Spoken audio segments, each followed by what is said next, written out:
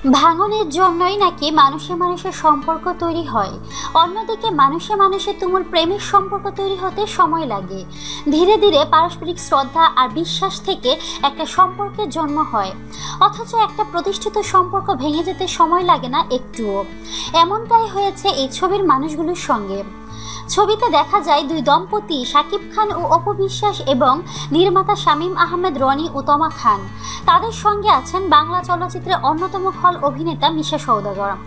এটা সেই সময়ের ছবি যখন এই মানুষগুলো একে অন্যের সাথে ছিল দৃঢ় সম্পর্ক, অথচ এখন এদের কেউ কারোর সাথেই সেই সম্পর্ক নেই।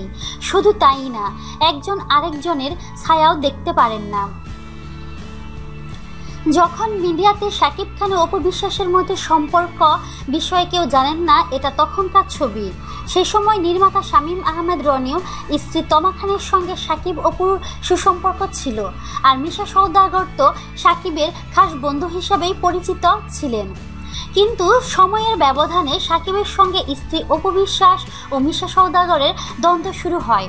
এমনকি ডিভোর্স না হয়েও স্ত্রী তমা খানের সঙ্গে প্রায় 4 মাস ধরে কোনো যোগাযোগ রাখছেন না নির্মাতা শামীম আহমেদ রনি।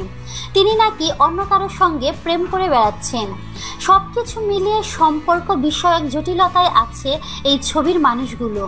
আর সে কথাই যেন তমা খান মনে করিয়ে দিলেন এই পুরনো ছবিটি ফেসবুকে শেয়ার করে। ছবিটি শেয়ার করে ফেসবুকে তমা লিখেন, এই একটা ছবির মাঝেই অনেক কথা লুকিয়ে আছে, যেখানে দুইজন সুপারস্টার আছেন যারা বাস্তবে স্বামী স্ত্রী।